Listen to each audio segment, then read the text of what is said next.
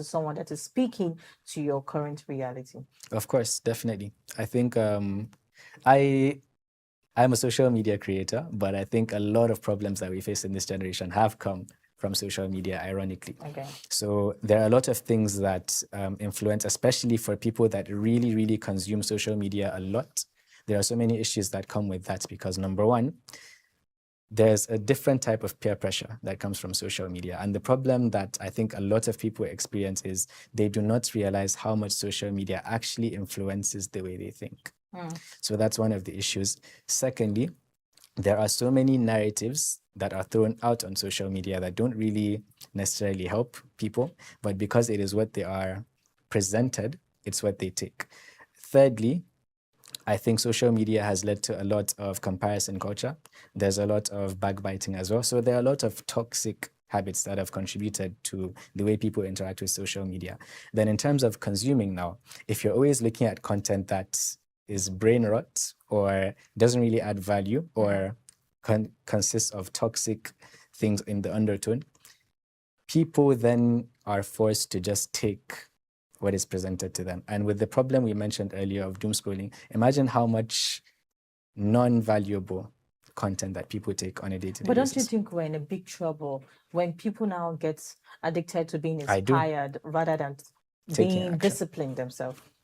I do, because like I said to you before we started this recording, I'm the biggest non-advocate for motivation. Because motivation without action is nothing.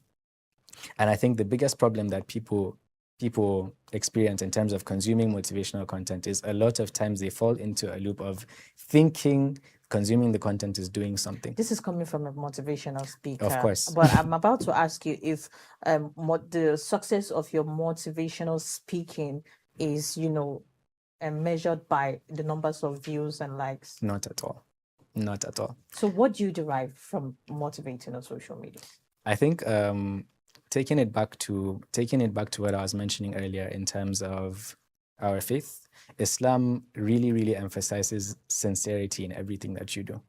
So for me, it's not about, how many people are going to see this. The very first metric I have is, it's not about the million views, it's about the one view, and that's the view of Allah. So since we're speaking the truth, and we're standing by Allah, of course, is it that you don't make money from social media? I do make money from social media.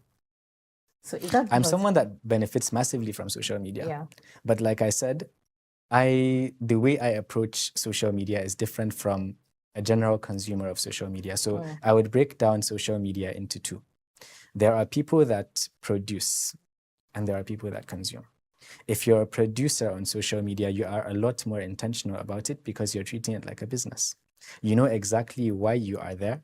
And a lot of the times, just like how a business person would go about achieving their goals, you are intentional with the steps that you take. However, if you are just a consumer on social media, you're a lot more likely to fall into things like the doom scrolling. If you don't have a purpose, for example, going to a grocery store, if you don't know what you're looking for, what do you end up doing? Let's move to another segment because I'm going to come back to that because you're in between telling us that, okay, if you're motivating and you're not acting by it, is a waste of time. But then you told us if you're producing motivation, you're earning from it. So okay, let me clarify. I don't earn from motivation. I earn from the things I do as a result of my social media presence. Two different things. Most people think that to be earning from social media, you earn from the content that you make, the ad spend, and all of these things. So what do you earn from? The people that are actually making tangible money on social media are people that can build a brand, build a social media presence, and then build businesses as a result of those brands. For example, do you know of the brand Prime? Yes, but let's quickly move in because of our time. Let's move into, because there's no how we're going to come here today and not do some motivations. We're going to do some motivation. So let's move into the segment where we do some motivation. Let's talk about motivation meeting reality. For example, let's imagine two young Nigerians. Both are hardworking, both are disciplined, both are honest, but one succeeds, the other doesn't. How do you explain that? As a motivational speaker, is hardworking always rewarded, or have motivational speakers sometimes simplified life too much? Because it seems some motivations do not meet reality. Well, I think for the example of the two people you gave, I would give an example to kind of explain the point I want to make. There are two people. They both grew, two people, one extremely successful and wealthy, the other one not as successful. Both of them were asked, what led to you being in the position you're in? And they both had the same answer. My father was an alcoholic. Oh. What that should tell you is that the type of content you consume, it plays a huge part in the perspective you have on life. The perspective you have has a big part to play in the actions you take. Your actions lead into the habits you build. The habits you build turn into your character. So where does it stem from? Perspective. The point of motivational content is to help you develop a positive and enforcing an ambitious perspective. And if that cannot be translated into action, that's when the question comes, does motivation really help, or does it actually not match with the reality? The answer to that question would depend on the person consuming the content. Like I said, it's a vehicle. It's not the destination, but it's just a vehicle to help you get to the destination. How do you get to motivate someone trapped in poverty or poor education or no opportunity at all? Because I told you we're going to come back to this. You've mentioned universities you've attended outside the country. That is an opportunity for you that so many people do not get. But you come to motivate people that do not get that opportunity at all. So, for anyone that is trying to build right now, this is the best time for you to do it. How? Because the knowledge that is gotten in universities around the world, this is knowledge that is accessible to anyone. YouTube is a university. Do you pay for YouTube? YouTube is free. If you're intentional about just using YouTube alone, there is no knowledge that you won't be able to access. What do they say? Knowledge is power, is it not? So if you're able to find these resources, just figure out what is it that you want to learn? What is it that you want to do? The information is there, ready and accessible to you. You just have to know what you want to do and go out and look for the information. For you to make your first 1 million to 10 million naira, you can do that from getting free information and acting on it. Motivational speakers. Don't you think motivational content tend to, blame individual for the societal problem, the societal imbalance? We can see the way the society is. It's not encouraging for development or whatsoever. But you, motivational speaker, you always find a way to make the individual feel like they are not doing enough. How do you explain that? Because we've had Otedola. If you look at his story, you see that his father was never poor. He had opportunity. He had funds to start. For people that do not have that fund, but he comes to motivate. He had a book to motivate people who do not have this opportunity. Don't you think you guys tend to, blame individual for societal imbalance? I think I can only speak to myself to that regard when I say that I do understand. That's why I say motivational speakers, all of you. Yeah, I'll speak for myself as Umar, but I'll say that of course we all know the circumstances that we live in, and that's why we try to be as authentic as possible in the things that we say. We understand that there are challenges, but then within every challenge, within every crisis, there are also opportunities. So what I said earlier about perspective, someone can look at the situation that we're in and think, okay, oh my God, this is the end of it. I can't do anything. Other people will see the same exact economic situation and say, okay, what are the problems that we're having right now? And they'll start innovating. Opportunities like AI exist. AI make it possible for you to do so many things. That is an opportunity that people before did not have. The people like within the generation of the Otedola, like you mentioned, they had access to oil. And then that was the boom that they grew up in. And a lot of people in Nigeria right now made money as a result of that early access. We have things like AI right now. So why don't you look at that as an opportunity? It's there for you right now. And if you are intentional about just putting yourself into that boom right now, you would be surprised where that could take you within the next 5 to 10 years. So there's I've always... mentioned that we have a lot of motivational speakers now as a result of just having so many followers. You see people, boom, they've become motivational speakers. So does just being an influencer make you a life coach? There are influencers that can't actually influence. Okay, So let's talk about them. Who are they? What influencer are we talking about? So who know who we are shifting away from and who we are listening to on social media? I'm not going to point any names. I'm not going to point any fingers. But like I said earlier, I mentioned how right now there's a lot more accessibility in terms of content, in terms of being able to just take a camera and put something out there. So for all of these people, you also can't blame them because they feel like they have a story to tell, and they do tell their story. So if they do end up building massive followership, then that means that there's definitely people that find value in it. If there is no value, people aren't going to follow. But then where is the difference between someone that takes, for example, just anything and they start making content out of it, and the people that don't? It's action. If you feel like, okay, why is this person making story? Take your camera and do it yourself too. If you have value, you will build the audience as well. Okay, I think you're just talking to me directly because I'm trying to tell you that you're blaming individual for the societal imbalance. So you're trying to tell us viewers, they said, if you're feeling bad about it, take your camera and start your content too. I think it's more so stop focusing so much on what other people are doing. Yeah. And looking at yourself. If you see that this person has a massive followership and is doing nonsense, do the nonsense too. Do something that actually takes you out from the position you are currently in to where it is that you there are want to people be. that always look at social media and just blame people and just be like, this person is lying. This is impossible. This can never happen. And, they don't make changes. They just want to blame. So let's remember move what I on. said about comparison. All right, we are learning. So as a motivational speaker, do you always feel the pressure to appear successful? No. Because I think for a motivational speaker, if you're coming to motivate, if you don't look like what you are saying, people don't listen. So that's where the question prompts from. How do you always want to look like in presence of your followers? Again, just to reiterate, this is speaking for myself anyways, my view of who I am online all stems from who I want to be presented in front of Allah. If I look at my online followership, that is something that I'm also going to present in front of Allah. So who I am online and who I am offline, I try to be the same person. Or rather, whatever I post, it's my truth, it's my reality. Or these are the things that I really want people to learn. These are the things that I resonate with and I would want people to benefit from. So in terms of showing a different face to my followers, that's not up to me. What I try to focus on, motivational speakers do.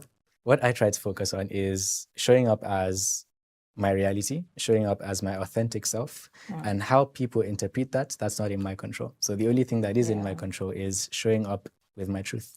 Have you ever changed your mind about something you've been teaching?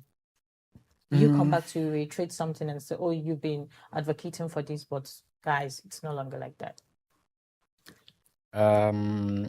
Maybe I've not experienced it on a large scale, but of course, we're all prone to making mistakes. And if there is anything that I've posted, I think the smallest example of that is things that I've posted that I feel, okay, maybe it's not the message that I want to convey, and then I end up deleting it. So I've had examples where I post something and then maybe a friend of mine replies, oh, this is what they got from it. And if I see another person text me the same thing, I'm like, okay, if this is how people are receiving it, maybe I can't deny the fact that multiple people are seeing it this way. So it's a problem from the post in itself. So I would take it down and reframe the message to convey what I wanted it to convey better. So maybe those are small instances of what you've just said right now. Okay, so, young Nigerians are under enormous pressure. Pressure to make money, pressure to succeed early, pressure to appear successful. What part of these concerns you more? That they're not doing it for themselves. And you're not bothered about the pressure. You're just bothered about the fact that you're not standing up. Two things. I think I'm concerned that they're taking the pressure, and as a result of the pressure, they're going into doing things that are not beneficial. That's number one. And number two, a lot of times they're living lives that are not really influenced by what they actually want, but it's more so the societal expectations and the societal outlook of who they are. So that leads to, I think there's this notion of Abuja people being fake. Yeah. Why do we have that? We have so many people that are living lives not even for themselves, trying to push to a standard, trying to push to a particular expectation. And that's always going to be an So issue. we have so many motivational speakers coming to social media to say, at so age, if you're not doing this, you're a goner. So for for you, at what age do you think you've lost it if you did not succeed? There's no age, because let me give you an example with cars. If you see me driving on the road, are you going to be concerned where I'm going? No, of course Probably not. not. So it's the same thing with every single person. Everyone is driving their own journey. So because I am at a certain destination before, does not mean that you're not going to get it. Yeah. There are two names of Allah, Al-Muqaddim and Al-Mu'akhir, the one who brings forward and the one who delays. If you look at the journey of life for every single person, there are things that some people get early and there are some things that people get delayed. Start all the way from school. There are people that finish university early. Some get delays. That brings me to my last question before we move to our final segment. What do you think about destiny, Kadar?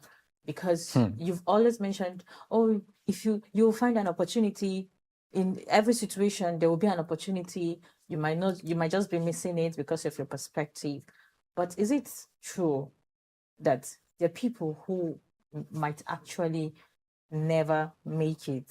And is that what destiny means? What would you say about that?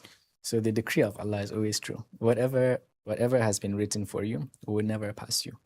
But so let me understand the question. Are you saying my question is, does it matter if you're hardworking or not? It does matter, because whatever it is, even for your qadr to come, you have to work. We've seen so many examples of this, and I'll link it. So is it possible to work hard to the end and you never? Yes, it is possible. Motivate us about that, because that's very hard to swallow. It's very hard to swallow, but it's it all comes back to the outlook on life. If we look at what is good and what is bad, people limit their understanding of good and bad to maybe worldly achievement or expectations they have for themselves. And I'll give you an example with money. Let's say I work hard to earn wealth. I'm someone that is praying, I'm striving, and I want to get to Jannah. And then I keep trying for this money, I keep trying for this money, I keep trying for this money, but the money doesn't come to me. Then I realize, okay, perhaps if Allah had given me that money I've been looking for, I would have become someone that embezzles. I would have become someone that grows pride. So you try to motivate yourself and take your No, mind let off me it? let me land. So no, we don't have time to land though, because we have another segment. Okay, but the point is basically there are things that Allah does not give you, and that is better for you. So we should just accept that. No. Second thing, dua can change qadr. So if anything you're trying to work on is not happening, dua can either change the decree / destiny of that thing, and two things need to be in play for that decree to be able to be changed. Okay, I think this will be another conversation. No, let me land on that point as well. Because dua and hard work. Okay. Effort A and hard work. combination of dua and hard work. Yes. Not just praying and you can't pray. You can't pray and expect it to be like magic. Okay, so let's move to our last segment. Thank you so much, Omar T. This segment, you are allowed to just answer one question, mention one word, no explanation, because it's look like you like to land, but here you don't have the opportunity to land. Actually, you don't let me land. So purpose or profit? Purpose. Okay. Motivational speakers, discipline or motivation? Discipline. Okay. Faith or ambition? Faith. Success or peace? Peace. Influence or integrity? Integrity. Talent or consistency? Consistency. Books or reels? Books. Applause or impact? Impact. Tell me one habit every young Nigerian should develop. Can I give two? One. Is it that you're either hardworking or you're praying? Introspection. Okay.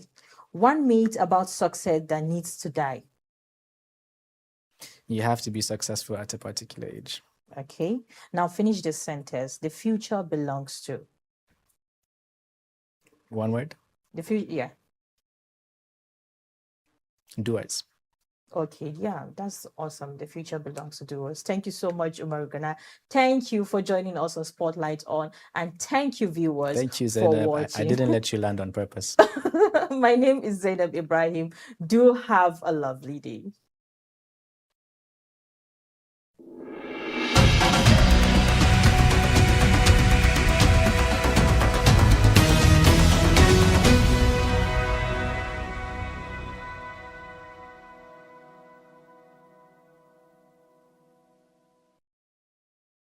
For decades, golf in Kenya was seen as a sport reserved for men, the wealthy and the well connected.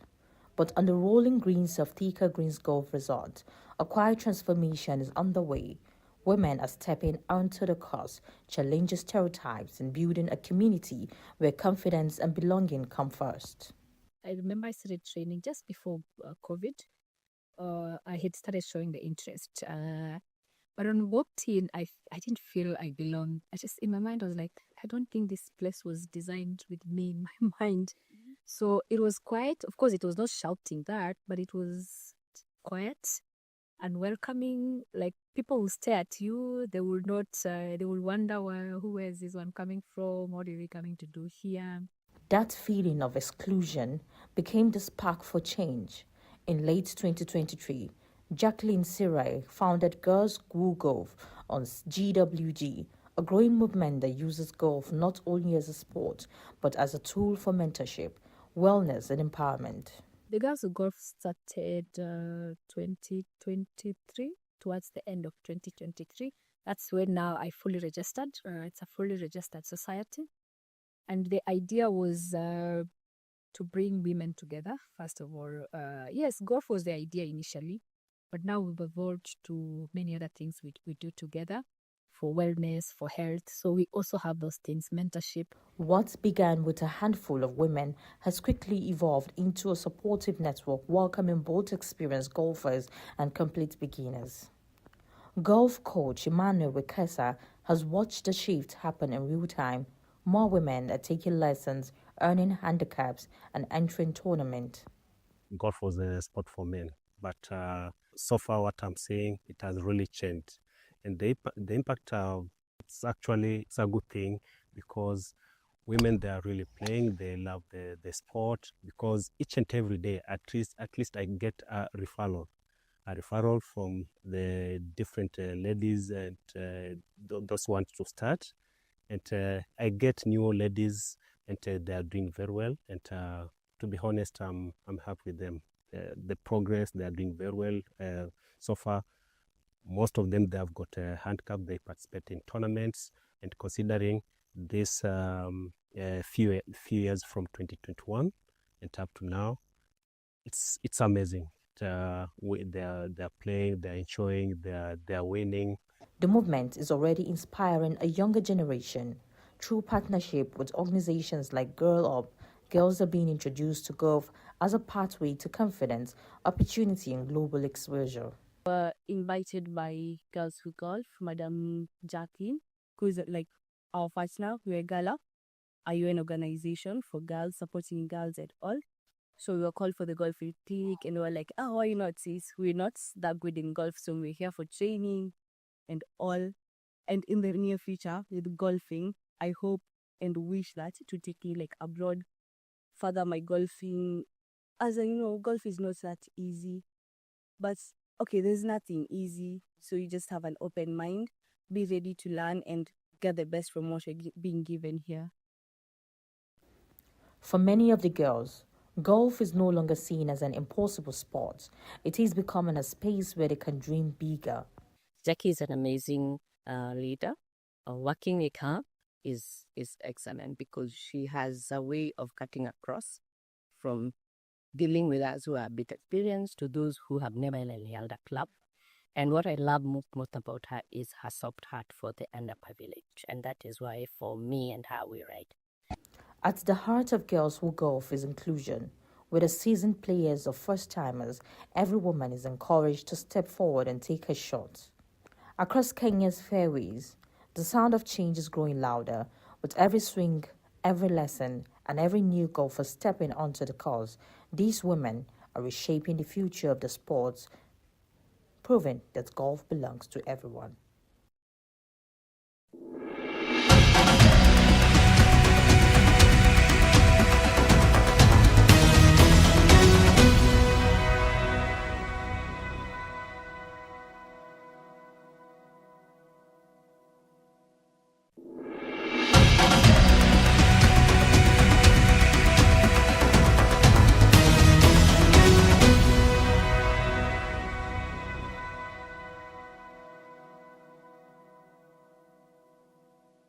When the pandemic struck, just a few months before the pandemic struck, we had always had plans for television, right? But we now decided, okay, you know what, let's start gradually. But that was when pandemic came and we realized that, no, this is not a gradual thing. This is the thing.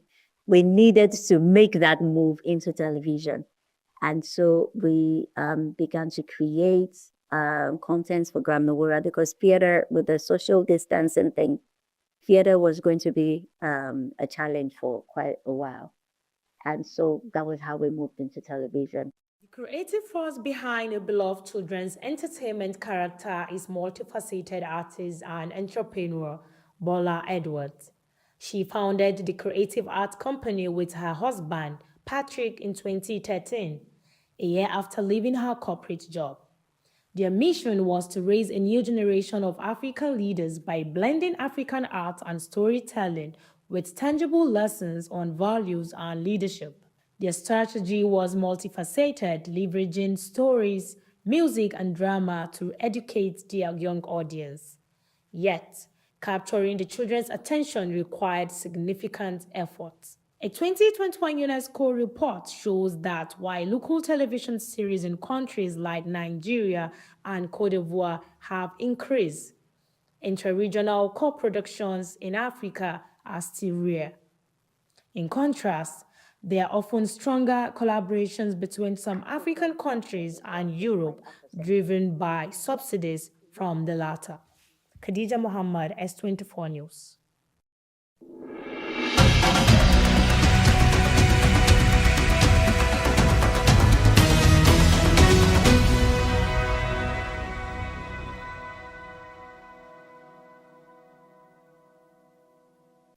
Let's have an honest conversation. In Nigeria, when something goes wrong, we shout, the president has failed.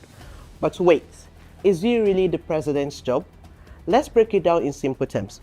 We blame governors for issues that belong to local government. And sometimes we don't even know who is truly responsible. So who does what? From your local councillor to the president of the Federal Republic, what are they truly responsible for? And more importantly, what do citizens expect from them? Let's break it down. At the grassroots level, the councillor represents a ward in the local government. Their role is simple but powerful. Identify community problems, sponsor bylaws, and ensure projects reach their ward. But what do citizens expect? Visible presence, drainage cleared, street light working, primary healthcare functioning, which is not their duty. Next is the local government chairman. Constitutionally, they oversee primary education, primary healthcare, markets, sanitation, and local roads. Citizens expect efficient services, not abandoned projects or unpaid workers. Let's move up to the State House of Assembly members. Their job is lawmaking for the state and oversight of the governor. Citizens expect strong laws that improve daily life and lawmakers who question, not just approve. The governor executes state laws and manages state resources. They control education, state hospitals, infrastructure, and security coordination. Citizens expect development, job opportunities, and security. At the national level, members of the House of Representatives and Senate make federal laws and check the president. Citizens expect national policies that reduce hardship and protect rights. And finally, let's talk about the president, the chief executive of Nigeria. The president implements federal laws, manage national security, oversee the economy, and represent Nigeria globally. Citizens expect stability, economic growth, accountability, and leadership. Here is the gap. While the Constitution clearly outlines responsibilities, citizens often expect all leaders to solve every problem, even those outside their jurisdiction. And on the other hand, some office holders forget that representation is not a title, it is a duty. So here is the real question. Are we asking the right people the right question? Sometimes we blame the wrong office. Sometimes we don't question anyone at all. Democracy works when citizens understand who is responsible for what. When you know their job, you know who to hold accountable. If we understand the rules, we ask better questions. If we ask better questions, we demand better governance. And that is how democracy begins to work.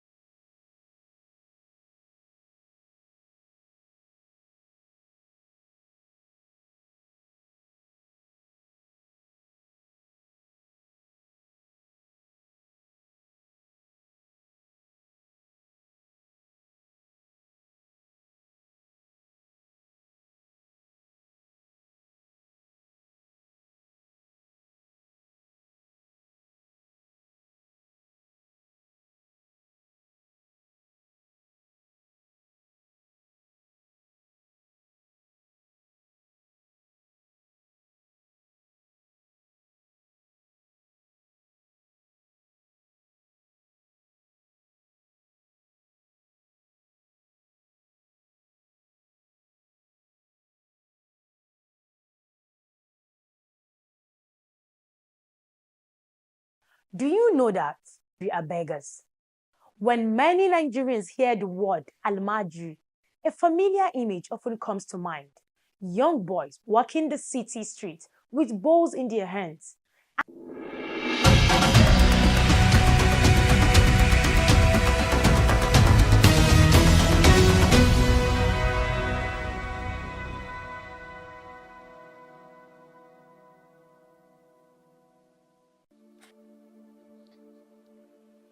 Nigeria's inland waterways are essential to the daily lives of millions. In communities like Unguru in Yobe State, water transport is not a choice, it is a necessity. Yet, these waterways have a long history of deadly accidents. This video tries to examine the recurring risk, the human impact, and what people say must change. On January 3, 2026, a boat carrying more than 30 passengers capsized on the Yobe River while crossing from Adiani in Jigawa State to Garbi in Unguru, Yobe State. State emergency officials confirmed that 25 people died, 13 were rescued, and 14 remain missing. Exactly around 7:48 to 8 o'clock p.m., we received a distress call from our local emergency responders that there was a boat mishap conveying people from Guri local government area in Jigawa State, specifically Ajiani community, to Garbai in Guru local government area in Yobe State. So when we received the news, we learned that already the boat has capsized and there was need for emergency rescue. So of course, security agencies, the local government, the community volunteers, they are the first responders, while we mobilize our team from the neighboring LGA, local emergency management committees from the neighboring LGAs to go and join. To Allah da ikonsa ba a samu masu ceto ba, sai da akwai mutum ɗaya da ya je kamun kifi. They did not receive help early on. Fortunately, a fisherman who had gone out to fish heard their screams and raised the alarm. Aka je aka same su, Allah da ikonsa dai sai wajen misalin karfe. He made several calls. Rescue teams arrived between 1 and 1:30 a.m. We were able to rescue about 13 people, but sadly, we lost the others.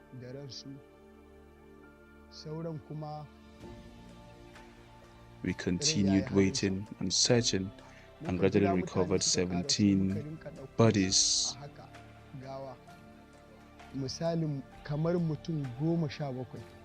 These victims were ordinary people, traders, farmers, commuters, traveling on a route they use regularly.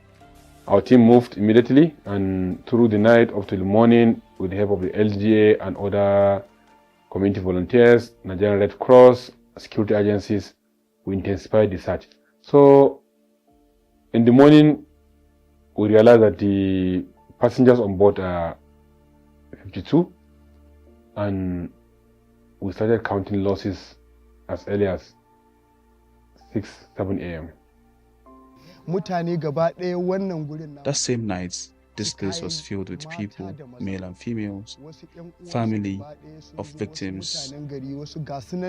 So far we have recorded 29 deaths, and 13 people were rescued, reviewed in the hospital and discharged.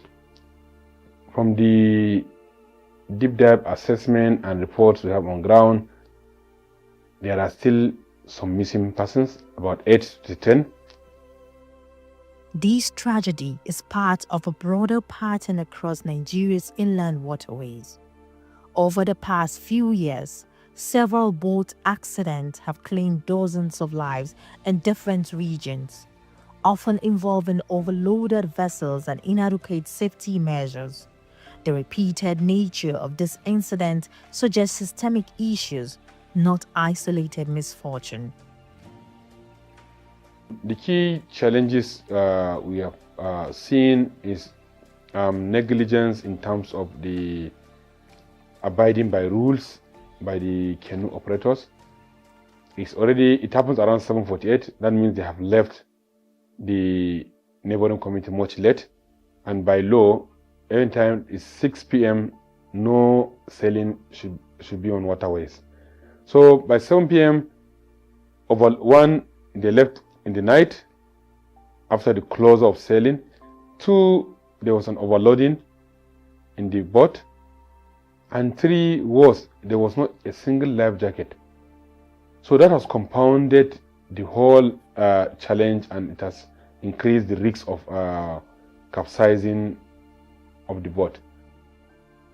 Most river transport in rural Nigeria relies on wooden boats.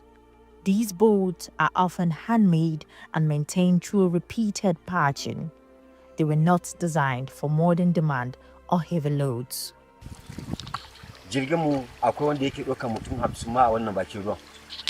Amma a wannan ranar Allah da iko shi gaba ɗaya mutanen da aka ɗauka mutum 30 ne. Our ships can take up to 50 passengers, but on this day it was carrying just 38 passengers. But it was already destined that the incident will happen, and some people are saying we carried bags of potash. That is not true. They were just bags of chaff, and that is not enough to capsize the boats. Even on small boats, we can take about 5 bags. Talk more of just 2 bags of chaff in a large boat.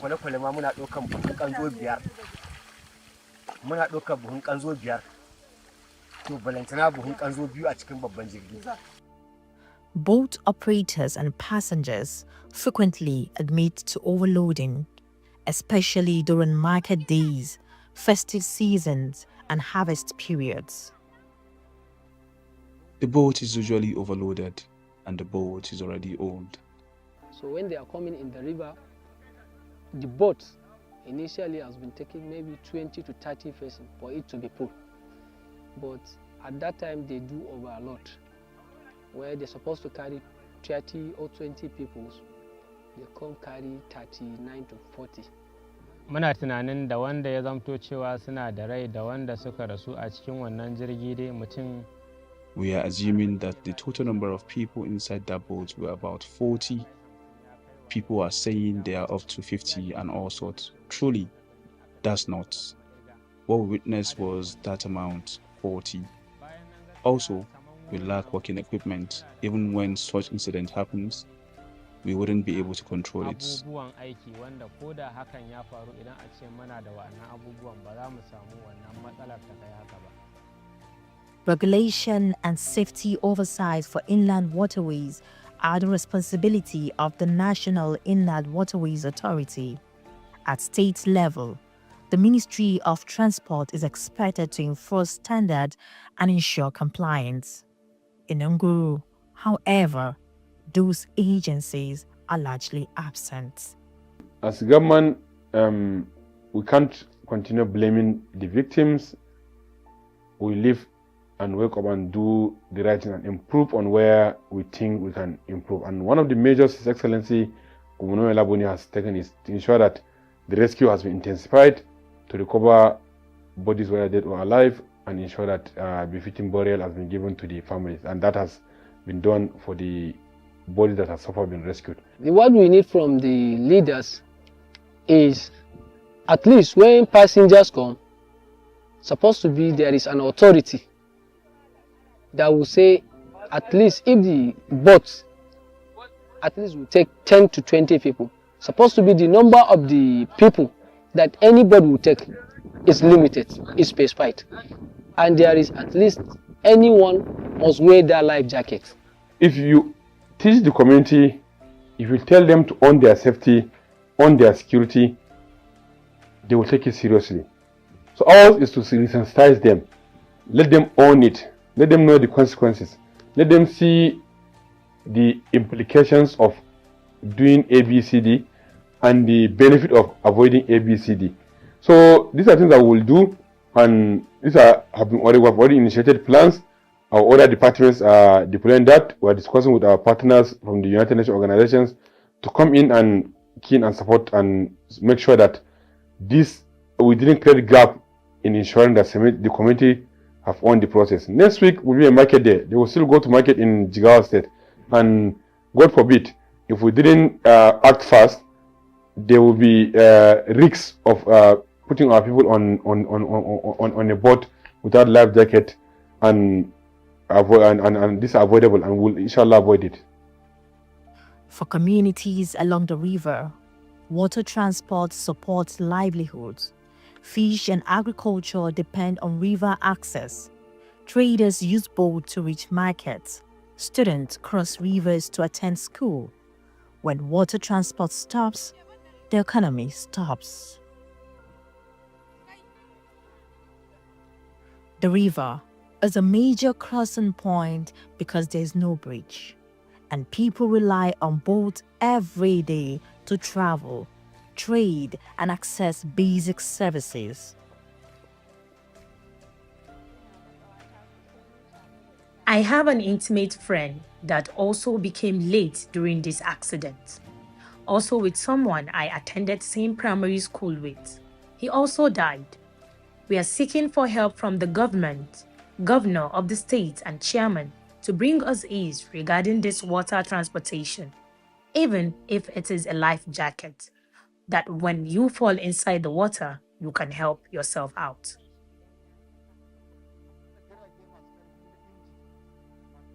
They should provide us better modernized boats. The ones that are faulty are wooden, so we can continue our business with other towns. The question asked, those in the government, whether they capture such places and the budget for bridges since the inception of democratic rule. Are these people not part of the electorate in Yobe and Jigawa State? over the last 25 years, is there no resources on the coffers of the government? Why has nothing been built for this community? The government have almost everything. If you see people going into the water, it's with the intention to catch fishes. The origin of this place, it's for fishermen or hunters and farmers. We've never witnessed this much incidents. I am sending my condolences to life lost as a result of the accident that happened in Adiani to Garibi. May God forgive the life lost.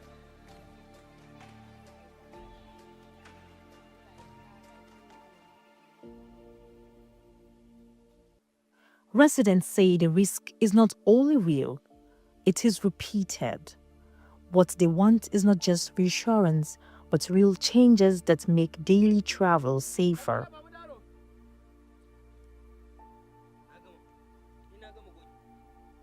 The river remains a lifeline for communities like Unguru, but the recurrent pattern of waterway accidents shows that the current system is not sustainable. The question is not whether people will continue using the river, but whether they will be able to travel safely.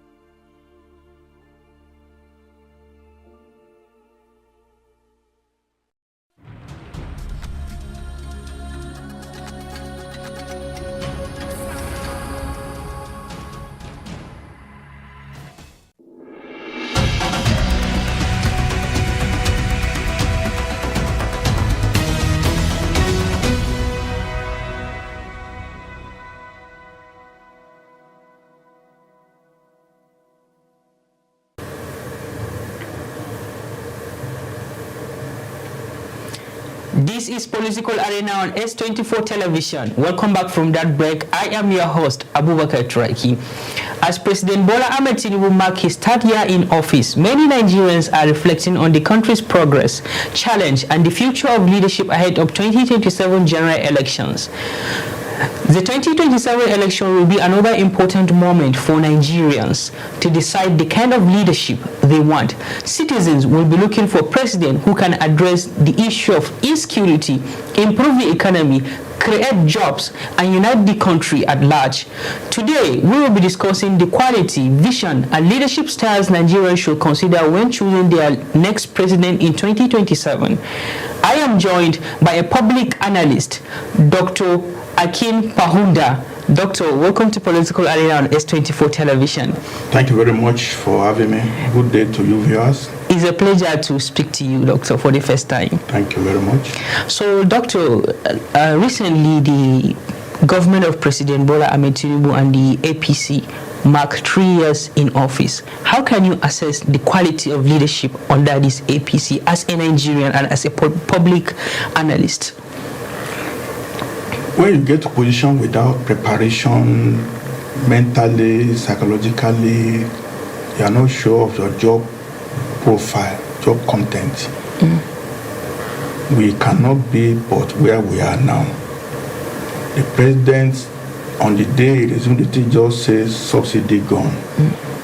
It was not based on some panel that have prepared a blueprint on if I remove subsidy, what is going to happen? What is happening next? And then milestones and things to be done. It was not specified, just a slogan. When you run a whole country by a slogan, what are we going to get? And the meaning of it's so unfortunate that we don't even know the meaning of the word that we use. Okay, this week now, President Tinubu said he approved 1,000 forest guards. To rescue. What is the meaning of a guard? You guard a property that is under safety. Property have been looted already. You are not appointing guard. So it's beyond the approval? No, they thought the term guard. What are they guarding now? People are already been taken away. Displaced. If you guarded the people in the last 1 year, people will not be able to even come and take anybody away. So the idea of using guard is a misnomer. Do you understand what I'm trying to say? Yeah, I understand you are heading to. It is now salvage crew they're supposed to appoint, not a forest guard. Doctor, from what you are saying, you are totally disenchanted with the level of how this government is operating virtually in all aspects of security. They've been talking about for 2 years now, state police. Some governors were pulled, national, they do something, they appointed the committee under DSU now to produce a blueprint. What does it take? There have been so many commissions, but the bottom line is that it will appear to me and to Nigerians that the president does not want to any state police. He wants to be in control of the police as a means for him to prosecute the next election. It doesn't show that he has sincerity of purpose. I must say with respect. It's just playing with words. They are doing reform. Reform what? Reform with debts. A normal human being will live within your means. Okay, why doctor, are you going to be borrowing? Sorry to cut you short, Doctor. What lessons should Nigerians learn from the current administration ahead of 2027 elections? There is no lesson to be learned. We are just marooned. We are now maybe 12 presidential candidates. From different political parties. So small enclaves. Tinubu is already won. He has already won because he has 31 governors to dispense money. People are hungry. But doctor, if you're talking of incumbency, we saw what happened at 2015, how the incumbent president lost the election, which was former President Jonathan. There were two serious parties then. Now we have one party and then 15 cronies that can have no organic relationship with people. See the primaries now. They are just bots. They are just counting 140, 200, 1,000. Is that democracy? So they call it, the same people were recycled. Are we not tired of seeing Atiku? Are we not tired of seeing Peter? Are we not tired of seeing Donald Duke? These are the people, the political class in the country. They all have the same tendency. The tendency is for them to just take over our affairs, loot our system, buy SUVs, borrow money. Okay, we have 3 budgets now. Which budget is Nigeria operating? None. Who is talking about education? The 2 loan. You gave loan now to students. When they finish, how would they get jobs? Where are the factories? Null fund. Yeah. You take 5-year loan, you are now owing almost 3 million. And but they made a statement now, everybody can have access to school. School for what? The people who have got the school, have they gotten jobs now? The people have gone to school, who even paid their own money. Well, the federal government have been advocating for a paradigm shift from depending on degree to skills. Which skills? Do they have skill centers anywhere? You see, at university now, 304 universities all doing business admin, economics, literature. They are not doing technological skills. Even if you are trained now as a tough line engineer, where is the job? Where is the job? All governments have been sold up and killed. Ajakuta is dead. Iwope is dead. Jeba Mill is dead. What is there? There is no avenue for you to get jobs at all. No avenue at all. No avenue. Inflation has ravaged. So you mean Nigeria is actually on a ticking time bomb? Well, human nature, we are resilient. We are surviving. We continue surviving. We're going to survival mode for many years to come. We're just surviving. I mean, somebody living on minimum wage now. Even you're a director, you are being paid 300,000 per month, and you are paying rent 4 million per annum. You're just surviving. We are stressed. Everybody is stressed. You are buying petrol at 1,400 naira. A full tank is 80,000. Petrol alone, at least 1 tank a week. You have 300,000 petrol. Everybody is quiet. Everything looks quiet. But we are on ticking bomb. Doctor, let's shift a little bit from politics and speak on security. We recently saw how the southern part of the country was being under attack. We saw attack in places like Oyo, Kwara. Do you think that it has a political reason behind that attack? No, you see, everything, no single factor. But we must know that the last 3-4 years started from Borno. It came to Kaduna, it came to Benue, then it came to Niger, then it came to Kwara, then it came to Oyo, to Ekiti, it's going to Lagos. So the whole country will be enveloped. Once you have wound and you don't treat it, it will become septic. You understand? Basically, Nigeria was wounded from Borno State, northeast, and the wound is been... It has engulfed the entire country. Yeah, and we have been saying state police, no state police, state police. So, Doctor, what can you say about the strong delegation that was sent by the president and 1,000 forest guards? It's fake delegation. You bring Bayamila with Agbada, with security advisor with full white dress. Doctor, we saw the strong delegation which comprises of Minister of Defense, National Security Advisor, Chief of Staff to the President, presidential aides, and many more. It's the fake way we run our system, just for opportunity. You need to send only a colonel who knows what to do. You need to rescue people who are in the forest. At most, you send a colonel quietly to go and deal. What is Bayamila doing with Agbada, with white dress, spotless? It's just they are not interested in solving problems. But Doctor, they have taken a step forward. No, that is a step backward because okay, they have gone now and they've come back. The captives they are now 2 weeks in captivity. What is the import of people going? It's just delegation to go and show off that Tinubu is serious. As I said, a colonel with equipment to detect where people are being held hostage is what you need to send there to rescue. Is when the Miller go to is on their rescue mission? No, they are to shake the hand of the Shaw Show and cry with the people like Makinde for your state, and then what? So the families need more than sympathy. They don't need to produce results. For the opportunity to say you are hugging somebody who is distressed, who are not eating. Okay, Doctor, due to time, at someone that has worked in this country, you saw the leadership of Obasanjo, Eradua, Jonathan, Buhari, and now President Bola Ahmed Tinubu. Ahead of 2027, what message do you have for Nigerian youth in ensuring they vote for the credible person that can salvage this country? Voting, a cycle of coronation of leaders, recycling of leaders since 1999 is a journey to nowhere. It's a journey to nowhere. To nowhere, unless we change the structure that enables somebody to be the winner take all, for you to pay for all the money, to pay all the primaries, and you have to recoup your investment afterwards. That's not a system that can reward the youth.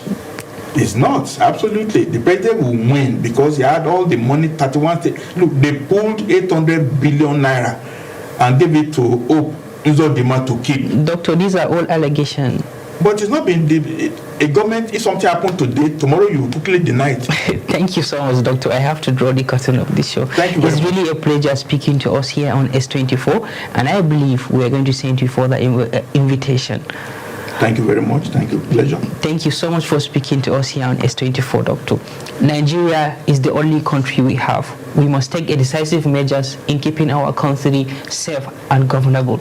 And that is all what we have on S24 Political Arena. Stay tuned for our S24 documentary. Bye for now.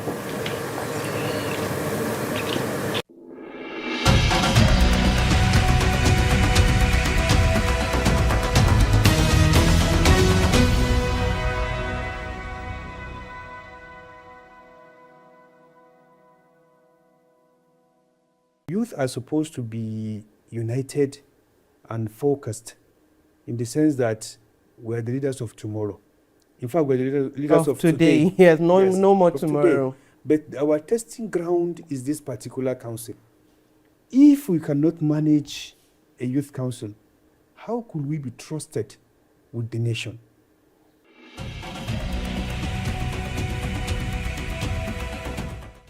Hello and welcome to Future Minds, your weekly deep dive into policies, politics, and the people shaping Nigerians' future. My name is Emir Osman Adam, and I'm your host for this amazing show. Today we'll be looking at the issue of the NYCN, which is National Youth Council of Nigeria, and the factional leadership that has evolved in it.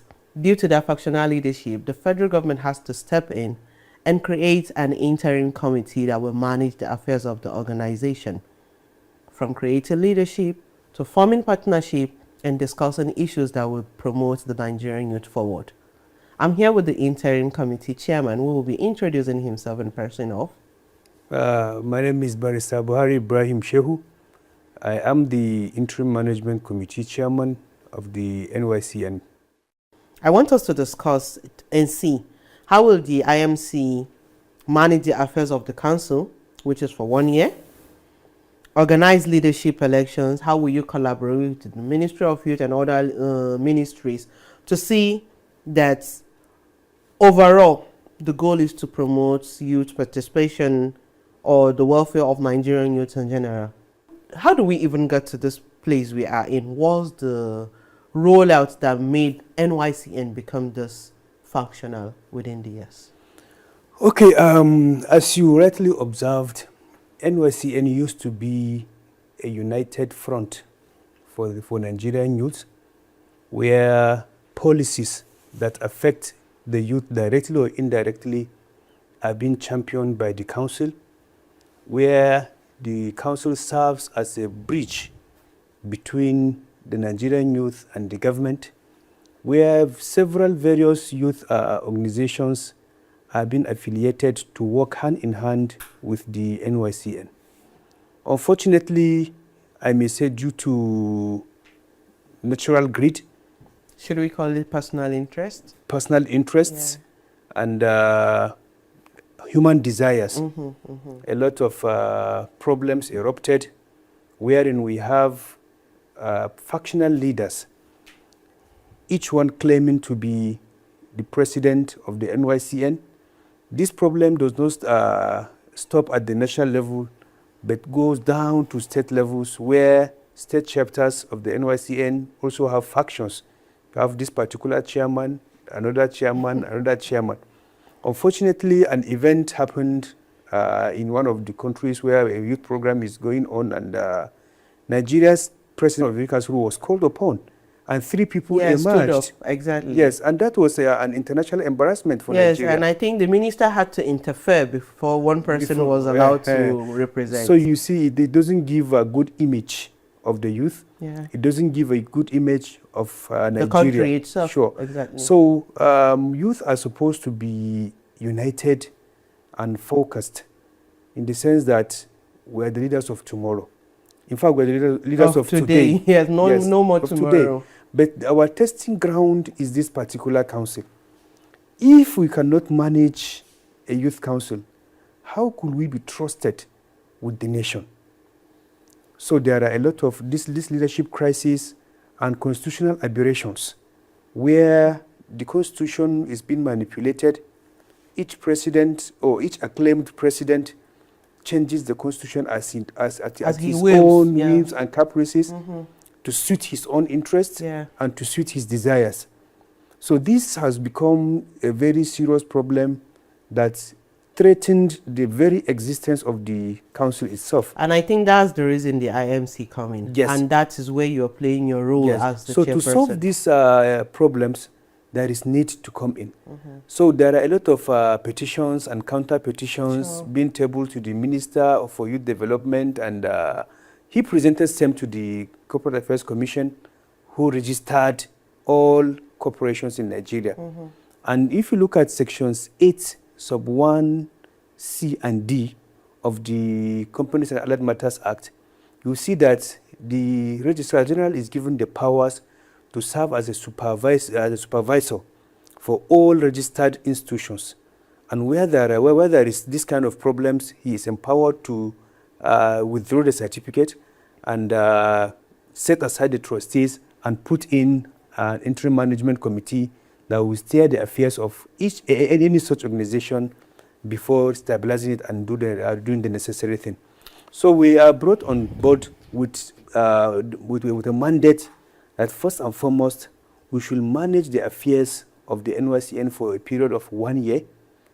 Secondly, we should look at the constitution of the NYCN and see where there are lapses and loopholes, make amendments, and then conduct free, fair, and all-inclusive elections. From the moment you were called the chairman of the interim committee, definitely there are people that might see it as something necessary, and others might see it as you interfering in the affairs of the organization, of the council exactly. How do you handle those particular critics? So far, we have received a whole lot of goodwills from at various levels, various organizations, both private and public. Factually, I have not received any condemnation so far.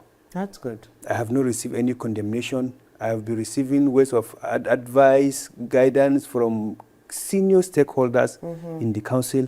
And based on this, we are very, very much optimistic that even though we may not say everybody will like the decision, but so far, it has been accepted as a welcome development. NYCN is very good with controversy when it comes to elections.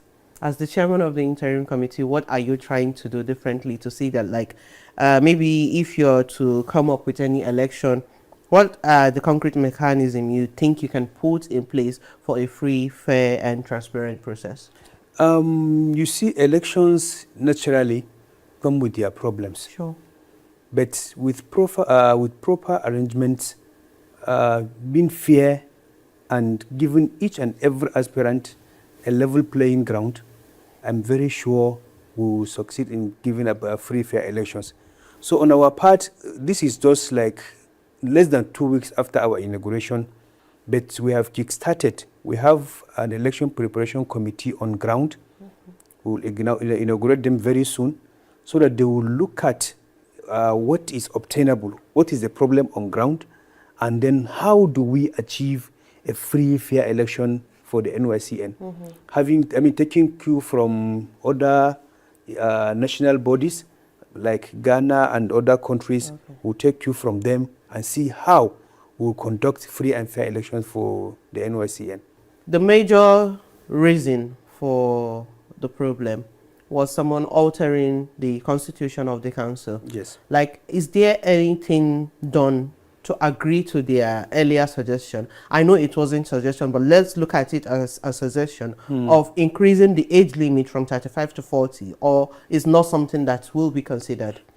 You see, it is something that we'll consult.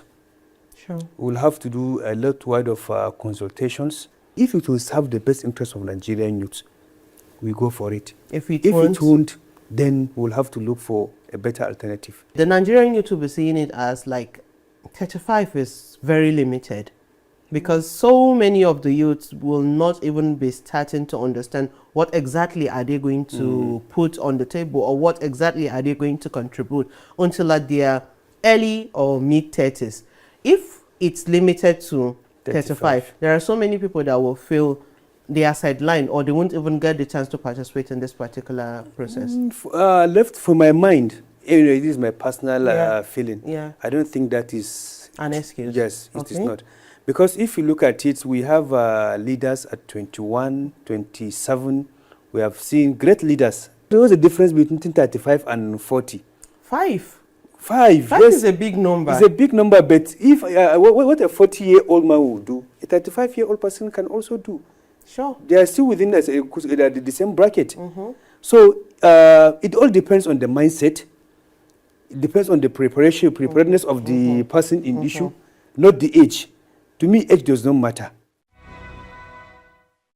There are reports of like internal crisis, or let me say internal resistance from some former council executives who are like feeling sidelined. Okay. Like, is there any way that IMC can look into it and bring them on board so that they will feel, okay, this is not a biased committee. We are trying to bring everyone on board? You see, naturally, people will grumble. Sure. Naturally, somebody will feel, oh, they are doing with this one, they're not doing with me. But at the level of the IMC, we have no friend, we have no enemy. Each and everyone is our friend. And we are not after who you are, but we're after what you will offer. Our interest is, let's get it right this time around. Let's make the NYCN great again. So whoever has something to offer, please, our doors are absolutely open. Somebody chatted me on Facebook and make some valuable observations.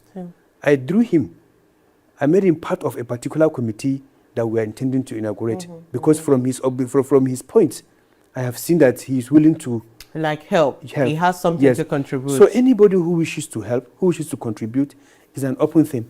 One of your major responsibilities is creating partnership, as I mentioned earlier, with ministries, not just the Ministry of Youth. Sure. Because at the forefront of NYCN is youth empowerment. Sure. And as the IMC chairman, you still have a long way to go. We're talking about you haven't even covered 0.5 of the tenure you're to hold on to. 1 year is a long time. Sure. But if we look at it from the point of view of we're Nigeria, we have the largest number, the youth are the largest number. Sure. What are you trying to put in place to bring forth the youth empowerment at the forefront of this committee? Okay, you see, as I've said earlier, we have received a lot of goodwill.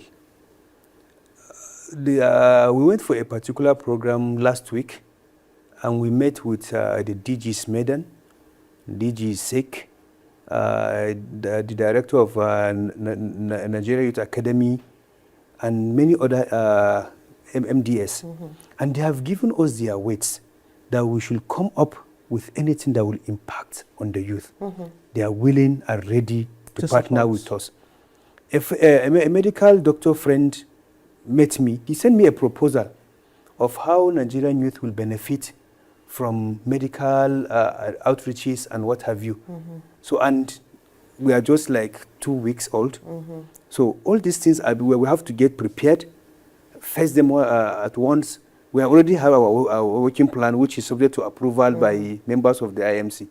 So once we roll out those programs, I'm telling you, Nigerian youth will surely know that within this 1 year, they will benefit a lot. They will bring a lot of programs that will impact directly on the lives of Nigerian youth.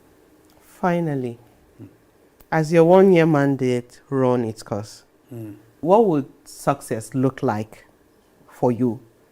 And would you like this interim committee to be remembered in the history of Nigerian youth leadership? Definitely. People are saying 1 year, 1 year. For us at the committee, we will try as much as we can not to even reach 1 year. So that by 6 months, 7 months, if we're able to carry out our assignments, before then, we'll go back to our normal engagements out there. And what is that normal engagement? All of us have our work, all members of the committee. Me, I'm a private legal practitioner and also a law teacher. And some of the members are also classroom lecturers in various institutions. Others are we all have what we are doing. What you're doing, exactly. Yes. So our prayer is, let us carry out this mandate. We know it's not an easy task. It's not. It's not an easy task, but we seek the cooperation of all Nigerian youth so that we achieve this mandate and hand over a strong and united youth council for Nigerians. I'm 100% sure the factions will watch this. I would love you to pass a message for unity, peace, and progress in a minute. As I have said earlier, we have no enemies. Faction, whichever one you come from, I do not know any of the factional leaders personally. Personally, I have never had contact with any of them at any time, anywhere. So each and every one of the factions belong to us. Let us come together and set the record straight and move on. We do something in S24. It's called rapid fire. I don't want to put you on the hot spot, but I'll ask you 3 questions and you must answer it. What if I don't have an answer? No, you definitely look for an answer. It's definitely... in court, you answer yes or no. Yeah, so here you will answer, you pick one out of it. Okay. Politics or business? Politics. Why? It covers everything. How does politics cover business, Barrister? If we don't have nice policies made by politicians, Okay. then Okay, I see what you did here. You're using your law on me. Election or appointment? Elections. Election or appointment? Election. Election or appointment? Election. Okay, I see what you did here. Thank you so much for watching Future Minds. You had a conversation around NYCN and the interim committee that has been appointed by the federal government. And one of the invention is to control controversy within the NYCN. We are youths. We are trying to see how we can position ourselves at the forefront of leadership in the country. But the way things are going in NYCN, I don't want to say I'm not seeing a brighter future for the youth. We just have to put it at the back of our mind, like we must bring in unity.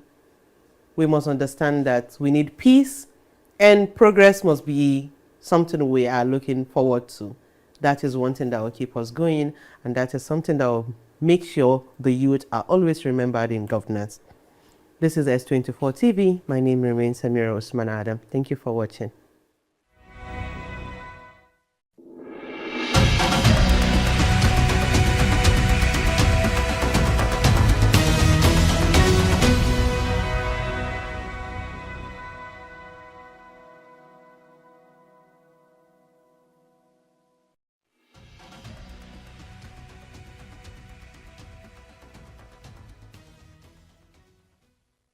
Hello, my name is John Costa, founder of the Conflict Memory Education Centre, an independent museum based in Leicester, United Kingdom.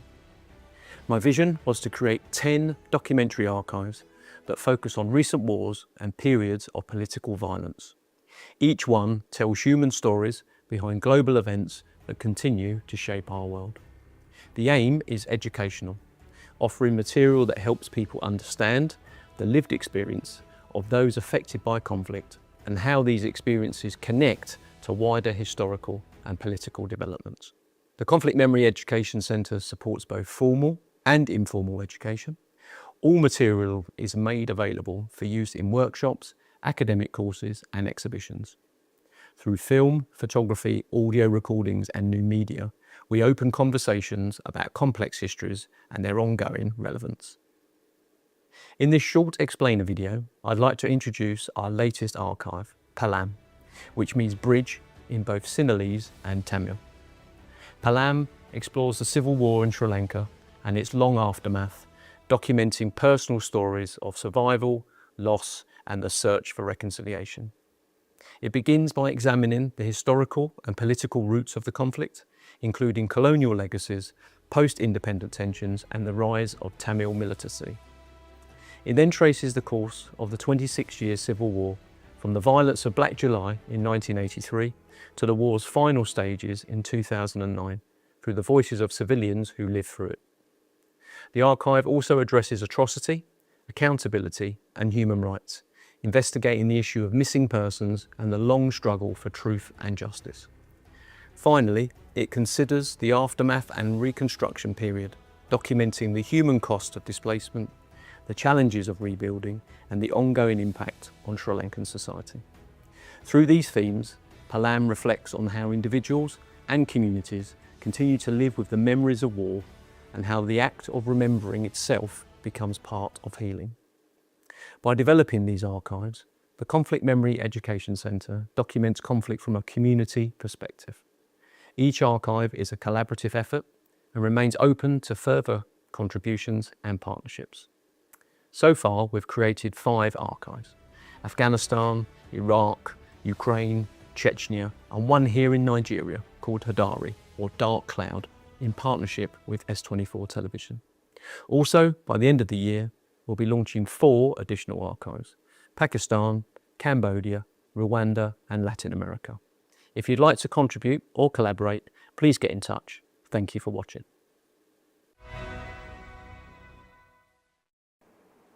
Do you remember Stella Obasanjo?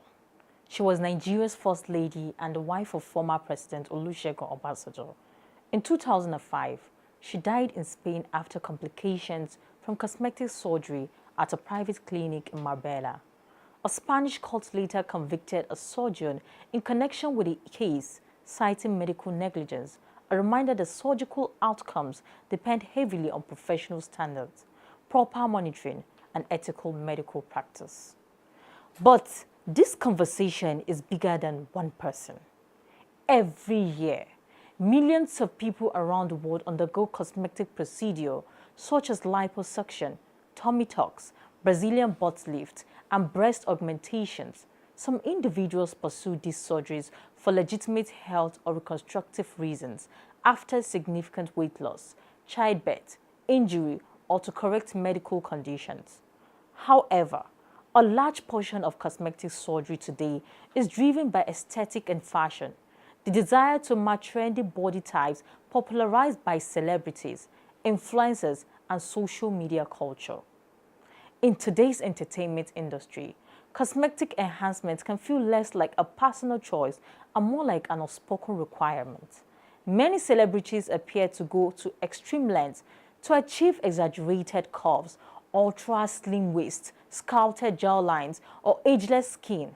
In some cycles, it can seem as though you cannot compete, trend, or remain visible without upgrading your appearance. For some public figures, transformation becomes part of branding, a marketing strategy that fuels attention, engagement, and relevance. Dramatic before and after reviews often generate headlines, sponsorship, and social media buzz. The danger is that these highly curated images set unrealistic standards for everyday people. What is often presented as natural beauty may involve multiple procedures, strict maintenance, editing, lightning, and filters. The full story, the risk, the recovery pain, the complications, the revision is rarely shared as loudly as the glamorized results. The pressure behind this decision is powerful. Beauty standards shift quickly, but the emotional drive to keep up remains constant. Social media amplifies surgical enhanced bodies without transparency about maintenance, medical supervision, or digital alteration. Beauty is diverse. Trends fade. Surgical complications can last a lifetime. Health should never be sacrificed for visibility, validation, or virality.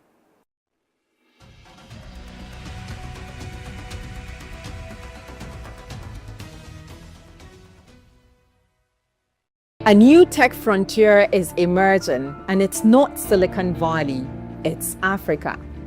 Across the continent, startups are solving problems that global giants ignored.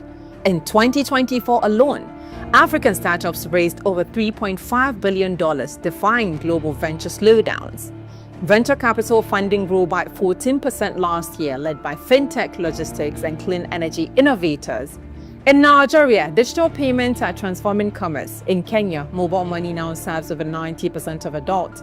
In Rwanda, drones deliver blood to remote hospitals. It's a tech boom built on necessity, not luxury, but challenges remain. Only 43% of Africans have internet access, and unreliable power still stalls progress. Global investors are watching, but they are also cautious, calling for better regulations and infrastructure stability. Still, there's a quiet revolution on the continent, and it's not powered by oil or aid, but by imagination. The question is no longer whether Africa can innovate, it's whether the world is ready for Africa's innovation.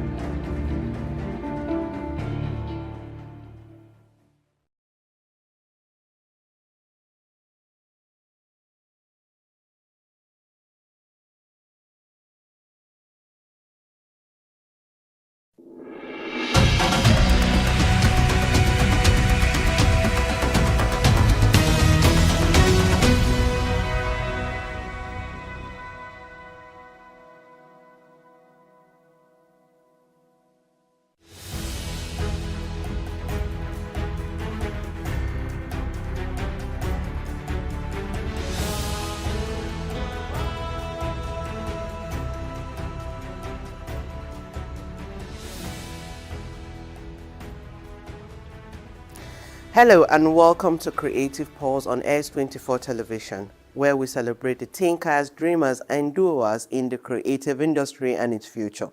Today, our spotlight is on a young creative whose journey proves that art and activism can coexist beautifully. We're having Ali Mamalawan, whose pen name is Ali Lawan, here in the studio today. And let me say, we're diving into what took Ali Lawan to the creative world and what was his inspiration. Ali, thank you for coming and welcome to Creative Pulse. It's a pleasure having you here. Thank you for having me. I am very sure viewers will love to know who Ali Lawan is and what he does. My name is Ali Mamalon. I am a writer, an advocate, and sometimes spoken word artist.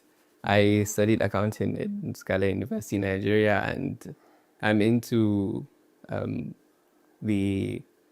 into leadership. I'm a 2024 LMI fellow and a global shaper. So that's pretty much. Okay, he studied accounting. He's a spoken word artist, a writer, an activist, and a youth leader.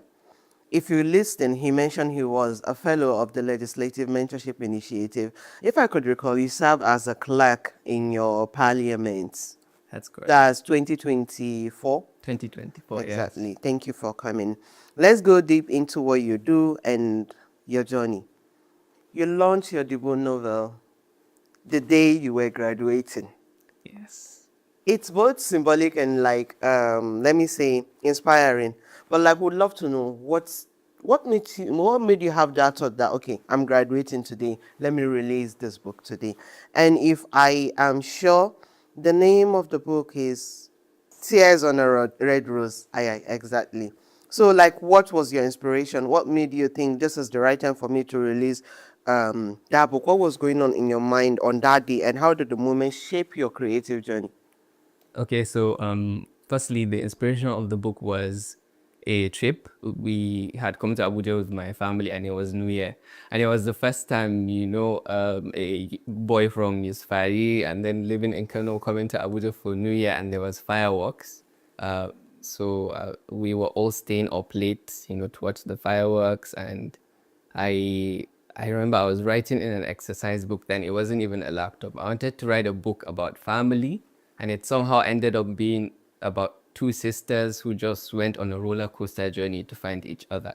And I can say that the timing for the book itself, the plan for publishing the book, it was supposed to come earlier than your the graduation, because I wrote the book in JSS3, so it took 3 years between finishing the book and actually publishing the book.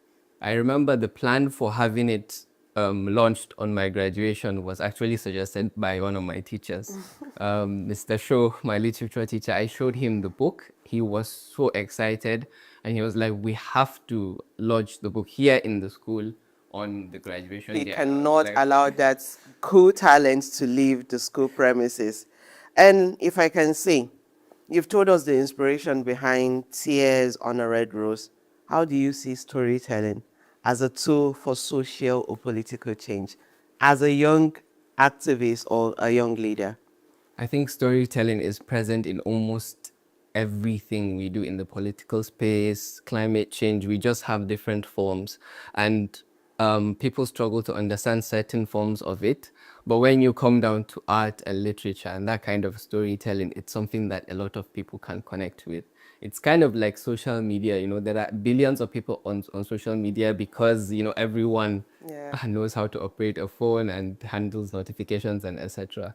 So when a lot of people connect with something, it automatically becomes a platform that can be used to shape their lives and push policies and effect positive change. So I see storytelling playing a very big role in that aspect. You move between literature, spoken word, and activism seamlessly. Like sometimes if I see you doing something, I'll be like, oh, Ali is doing well. But how do you balance creativity with advocacy?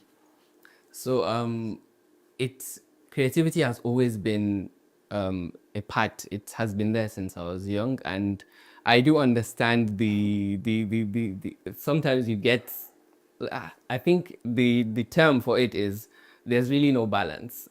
Balance is a myth. So sometimes it all depends on the time. Sometimes you're in the creative space, sometimes you're high on muse and you're writing, sometimes advocacy calls you and you are at a boy child conference or you're at a global shaper meeting. So I think you just have to sometimes go with the flow, but try to always carry along your the identities that shape you and the identities that you want to present to the society and the identities that matter to your goals. Let's go to your journey through leadership, please. You are a co-lead at Pace Nigeria. And sometimes, you know how leadership is. There is policy, there's policy engagement, there is leadership approach, and there is you as a creative. What is one thing that influence your background in this three cycle? The leadership, focus, the policy engagement, and your creative life. So I think one thing that connects all these three is just the desire to help or make an impact, and that's present in all three. With creativity, you can do that with telling stories, with policies, with advocacy. It's all about the people. It's all about making a positive impact, and I think that's what we are trying to do in Pace Nigeria as well, especially with young people.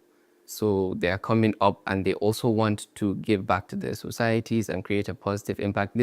We are in a pivotal point in Nigeria where we really need people to give back instead of just taking. We had independence recently, and I saw quotes like, okay, what has your country done for you? The lead of Pace, yeah, my very good friend, he posted, okay, not what your country has done for you. What have you contributed? I saw that also. Exactly. Yeah. What have you contributed to your country? So I think that's what connects all these three. It's a contribution. In every career, there is challenges. And the challenge in creative industry, I think, is something that shows on people's face. What was your challenge and how do you navigate through it? So one of the challenges is that, okay, people say, okay, who will read your books? People don't read, they don't take literature seriously. But I really did not put much focus on that. I think one of the main things is you have to trust in your craft. Of course, one of the major challenges you face starting off is finding an environment. So I started off the journey very lonely. I started off alone and very young. There were not many creatives around me. I was just, dabbling. But now we have a lot of platforms. Then they were very minimal. But now we have a lot of platforms. You see people, CapFest, Hibaf, FLP. The creative space is kind of booming now. Yeah. So yeah, that challenge is kind of being addressed in a way. And I think one of the challenges I also faced is where to go in terms of poetry and prose.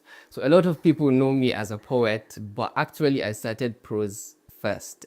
I started prose very, very young.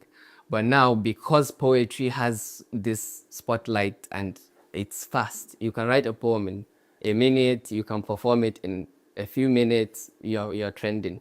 But it takes you almost 6 years to write a book or a novel. I know someone might be asking, what's the difference between what's the difference between poetry and a prose? I don't think. Do you mind highlighting? Sure. So when we say prose writing, we're essentially talking about books, novels, a story that is with characterization, with settings and everything. Poetry is a sort of compressed form of language that has brevity and has stanzas. So it can appear on a page, it can be a few lines, but it's deep, it's the kind of language that really touches you. But prose, we're talking pages of stories. So I think one of the challenges is carrying along these two and identifying myself with them. Let me put it in a way, identity crisis. Where do you want to be identified? Are you a prose writer or you're a poetry writer? Exactly. And I think here I want to ask you, as the creative industry is evolving, there are people you definitely have been looking up to right from childhood to date. I want you to mention 3 that you think, okay, these are the most influential people I think have shaped my path as a writer and a change maker. Okay, so in the creative industry, It's very hard to name three when a lot of people have shaped you. But I would say Dr. Maria Yazidi would be one of the first on my list. She's the founder of FLP, and FLP happens to be one of the first platforms that I joined. And that's where I got to groom my poetry as well. She's someone I really look up to because she somehow balances between her medical career and her poetry, and she writes Wow. very, very beautifully. And I would say, you know, I'm tempted to mention my friends. I don't want to. No friends. No friends. No friends. Okay. The creative industry. There's Kalb Salim. I admire Kalb Salim. No, Kab Salim, I don't know why. He loves poems. Is he love poems, I would say. And like, I think, let me keep quiet before Kab sue me. Yeah, Kalb has his, I have to mention that his spoken word, Yours Sincerely, was my inspiration to getting into spoken word. Wow. And I told him, and he was like, wow, I didn't know. But he's someone, even beyond the creative space, he's a very influential figure, and I really look up to him. And then it's very hard to mention just three. I'm just thinking about so many other people. But yeah, I would go with Antina Siba as the third person. She's the curator of the last Cap Fest 2.0, the Kano International Poetry Festival. And Antina Siba has been doing so much for the poetry space. And she also sells books. She's a medical lab official at AKTH. Is it a must for these creative people to be from a medical background or what? And I think one thing I would love to say is I was expecting you to mention one person, which everyone around you know who that person is. But since you did not mention, I will not be the one to say it. And you know who I am talking about exactly. I can have a guess. She's good. Yes, she's a she, so I don't want to mention her name. You have to give me more slots. No, I don't want to give you more slots. Okay, we are part of the northern Nigeria, and we know what it means to stand out in the north in every aspect of the creative industry. How do you think the north is evolving creatively? You mentioned some earlier, but I would love you to take it in depth, like what is the north doing differently to the creative industry? I think the North is bringing a lot of culture and a strength and creativity to the industry. We have a certain kind of flair in the North. I think we've seen that even from the cultural carnivals at ABU, and there's just something very, very powerful about telling our own stories, especially when they have not been in the limelight before. So we are at a point in our literature where, okay, we need stories from the North. We need to tell our own stories. And, when we talk about literature in Nigeria, the North has been kind of lagging. But the North is so rich. There's so much to tap into and so many stories to tell. Even with the recent book by Nana Sule, Not So Terrible People, how she really dabbled into the magical realism, Aljanu, and so many. There's no shortage of stories to tell in the North. So I think we are beginning to realize that, and we are having so many people coming into the space with those fresh eyes and fresh muses and fresh ideas, and just that northern flair to add to it. So we're looking forward to goals. Recently, I don't know if you've seen it, you mentioning about saying the story of northern Nigeria differently. To be one of the social media influencers from Lagos, he came to the north, explored the north, and tell stories that we ourselves overlooked. And I think I can clearly understand with you when you say there is like a north flair, and there are so many things we can tap into and stories we can tell. You have performed on stages. Yes. Cafes, and the ones I don't even know about. Whenever you are on stage, there is something about audience that I notice. Like they pay attention. Is it that you're passing a message to them, or I don't know, is there a sort of message in your poetry that you feel you are leaving young people with? Yeah, so whenever I'm on stage, one of my most mainest goals is to really connect with the audience. I feel like there's no point stepping onto the stage and stepping off without people perceiving what you're trying to say or taking away something, even if it's just a feeling, even if it's not a natural concrete message, or even if it's just a feeling, they have taken away something. So you have to give your audience something. And especially with poetry, where people usually say, okay, big words, complexity, poetry should be complex and why. But when it comes to the stage, it's really up to you, the artist, to break down and communicate with your audience. So I always want to create a poem, a piece. Whenever I'm crafting a piece, it's always about one question. Can the audience relate with this? If my answer is yes, then I think I'm good to go. That's very powerful. So you're using it to capture us, and I think here we've got you. There is something my boss do.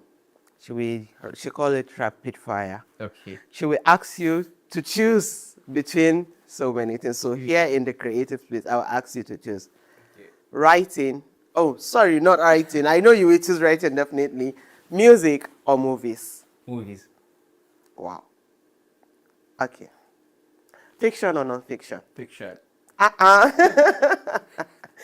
And I think let's go to the last part of that rapid fire. If you had to choose between Nana Sule and Alhan Islam, who will you choose? This one is so tough. Yes. So tough. You have to choose one person. I don't want consideration, like just one person. And I have to. Yes, you have to choose Nana Sule or Alhan Islam. Yeah, they're my favorite. Both of them. No. I'll go with Alhan. Definitely, I know that's who you're going to be choosing. And I think it takes me to my last question. Between your civic roles, writing, and performance, how do you stay grounded and consistent in your creative process? So the creative process is it's a whirlwind. It's a whirlwind because you can go a week writing poems every day, and then you can go a month with no muse. But I think one of the most important things to remember is your identity is always there, and the world is ready to hear you wherever you need to speak. So I think that remembering all these things keeps you grounded. And especially when you have, I think for creatives, it's important to be intentional. Being intentional, treating literature like any other project. I think that's what I learned. I cross over from my civic roles advocacy into the creative space, because the civic roles, they need planning. You know, we are still in the planning stages of pace. So they need intentionality and they need planning. So if you can bring some of that intentionality and planning into your creative process, sometimes you have to force things. You know, you can start a poem and 5 lines, you don't feel like you want to write it anymore. But sometimes you have to push. And with books as well, prose is very, very hard to keep up with. But if you can bring some of that intentionality and planning, I think it will help you be grounded. What's next for Alila One? Global Shapers. I don't understand Global Shapers. Like, is there any project we should be expecting, a book or an initiative that you think is coming? So I said Global Shapers because that's the next step in the civic aspect. Okay. I recently got accepted into the Abuja Hub, and we are looking forward to so many more projects. But if you're asking about literature, then you should be expecting more poetry, more prose. I'm not going to let up on either of them. How do you handle creative block? Creative block. So I handle them very differently for the two genres, for poetry and for prose. For poetry, I really don't have a concrete way. I actually wait for the muse. I actually really need to connect with my emotions and my environment in order to write. So when that doesn't happen, I just try to, remove that. Instead of focusing on the poetry itself, you have to remove the surrounding, the mental blocks, Yeah. Maybe go for a walk, maybe meet up a friend, just kind of free yourself. The words are actually inside you. There's just something perhaps that's stopping them from coming out. For prose, I don't really pay much attention to the mental sides of things, because I treat it like any other project. You know, I just have to hit this word count, 200 words. But sometimes it doesn't work as well, and you have to treat it like poetry. You have to clear your head. So it's all about reconnecting with yourself. It's all about freeing your mind and maybe having some tea or yahuza or suya or something. Okay, thank God you're the one that saved, not me. And I think at this point, I will say thank you very much for coming to S24 TV, and we look forward to having you to discuss more of the creative industry. At this point, I want to say thank you everyone for watching. This is Creative Pulse on S24 Television. My name is Samira Usman Aden, and I will be your host for this amazing show all the time. Thank you.